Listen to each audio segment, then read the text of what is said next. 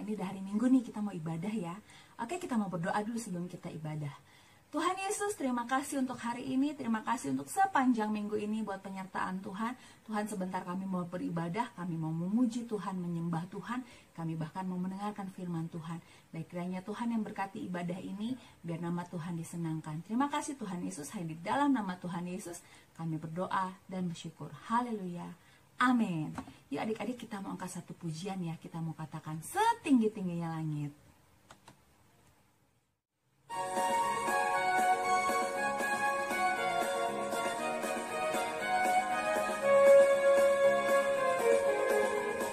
Setinggi-tingginya langit, lebih tinggi kasih Yesusku. Sedalam-dalam lautan, lebih dalam kasih Yesusku. Seindah-indah pelangi, lebih indah kasih Yesusku. Kasih Yesus, oh kasih Yesus, mengalahkan segalanya. Kasih Yesus, oh kasih Yesus, mengalahkan segalanya. Sekali lagi ya. Setinggi-tingginya langit, lebih tinggi kasih Yesusku. Sedalam-dalam lautan, lebih dalam kasih Yesusku. Seindah-indah pelangi, lebih indah kasih Yesusku. Kasih Yesus, oh kasih Yesus, mengalahkan segalanya. Kasih Yesus, oh kasih Yesus, mengalahkan segalanya.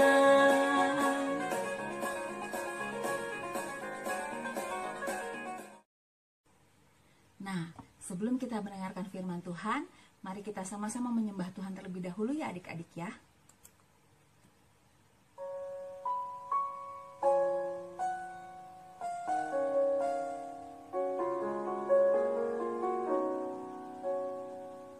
Terima kasih Tuhan.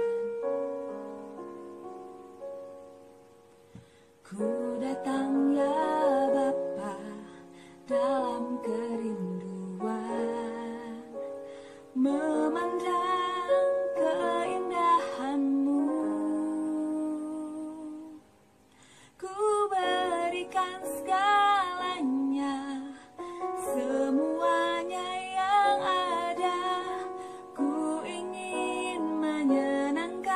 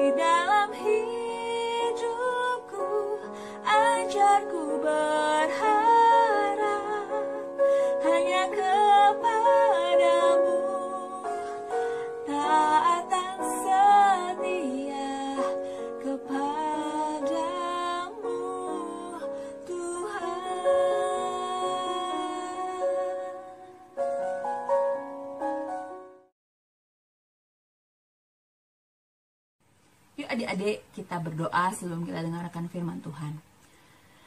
Tuhan yang baik, terima kasih kami sudah memuji dan menyembah Tuhan. Sebentar kami mau dengarkan firman. Biar kiranya Tuhan, Kau yang mengurapi hamba-Mu ini Tuhan untuk menyampaikan firman-Mu. Kau juga memberkati anak-anak yang akan mendengarkan. Biar firman yang disampaikan ini boleh kembali tidak dengan sia-sia ya Tuhan. Tapi boleh berbuah Tuhan di dalam anak-anak-Mu ini.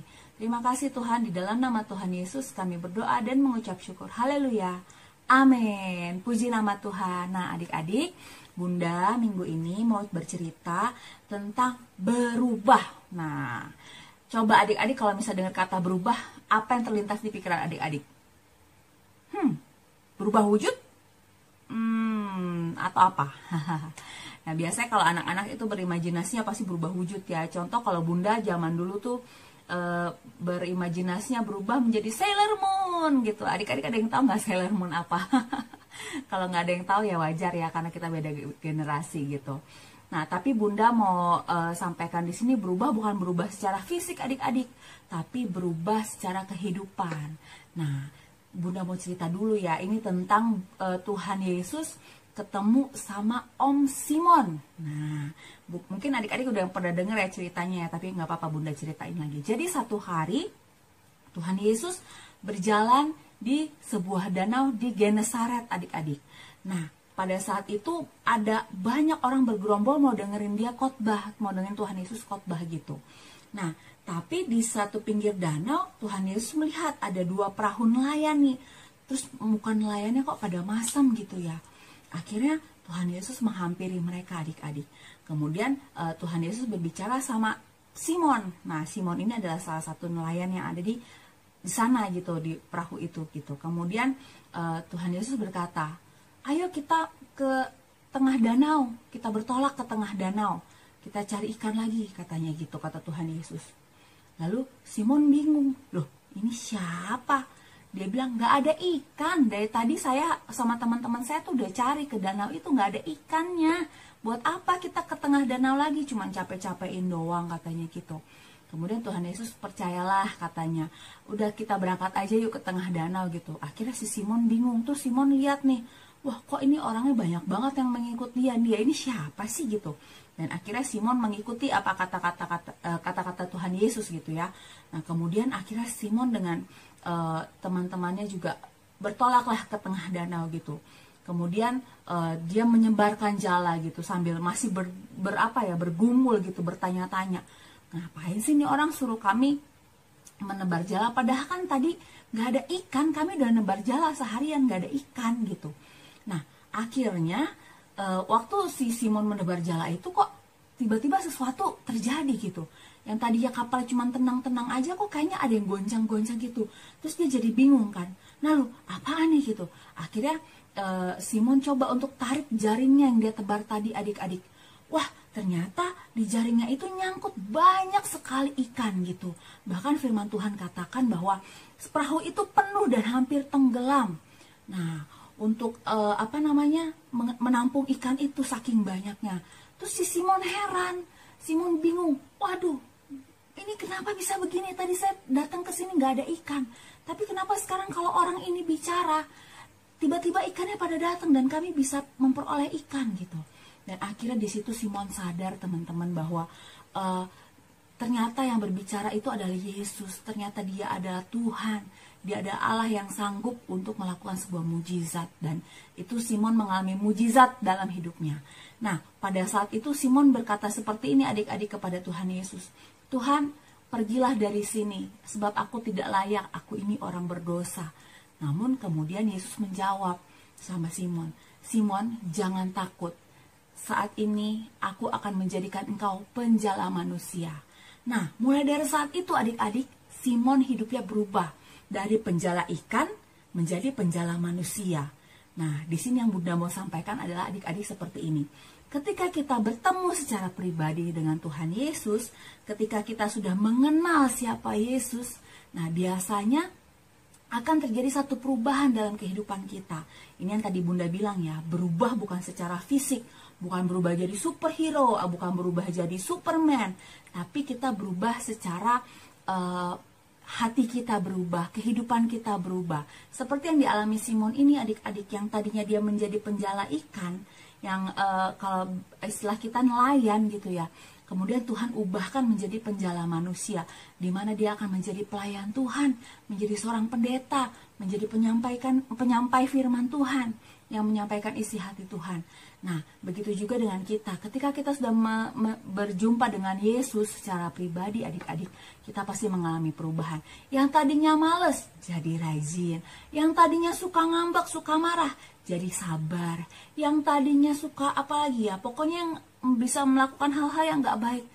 Ketika kita tahu bahwa, oh Tuhan Yesus mengasihi saya loh. Oh iya, saya ketemu sama Tuhan Yesus, saya setiap hari berdoa. Nah, itu adik-adik pasti mengalami perubahan.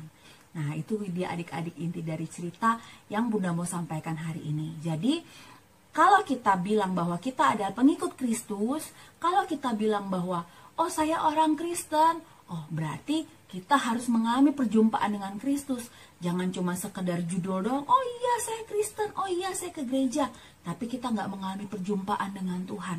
Nah, mengalami perjumpaan dengan Tuhan tandanya adalah hidupnya berubah adik-adik gitu.